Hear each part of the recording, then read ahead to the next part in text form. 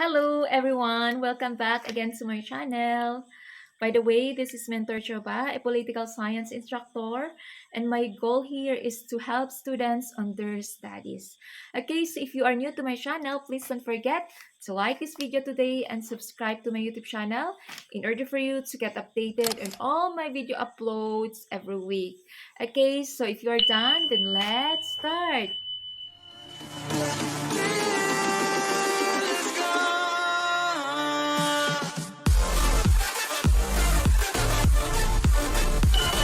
We are already done discussing what is cultural determinism, and now we will proceed in discussing what is cultural relativism. Okay, so what is the meaning of that? So it says here that cultural relativism suggests that ethics, morals, values, norms, beliefs, and behaviors must be understood within the context of the culture from which they arise. So, anong ibig sabihin nito? Sabi niya dito, uh, ethics, morals, beliefs, and behaviors must be understood within the context of the culture from which they arise. Okay, so ang cultural relativism, paniniwala dito is that uh, may kanya-kanya tayong mga paniniwala, may kanya-kanya tayong mga kultura, kaya dapat nagkakaintindihan daw tayo. Okay? So if you went to a place at nakita mo na iba ang kultura ng lugar na yan, you have to adjust or to understand their culture.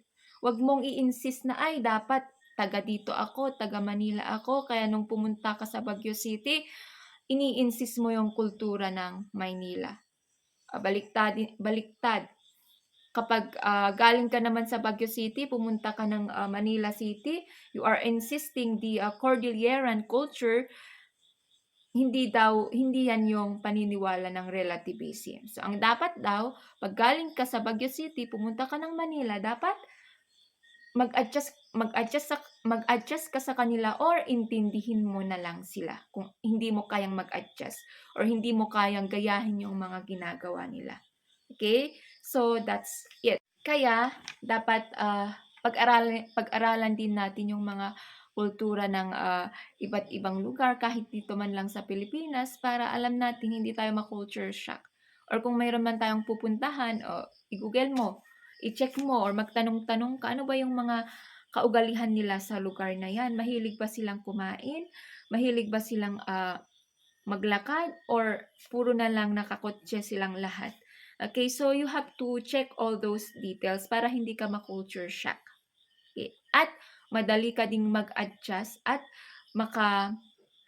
madali kang mamuhay sa lugar kung saan iba ang kultura nila. Okay? So that is cultural relativism. So intindihin daw natin yung mga kultura din ng iba't ibang tao dahil tayo iba't iba ang mga kultura natin. Iba't iba ang mga pinapaniwalaan natin.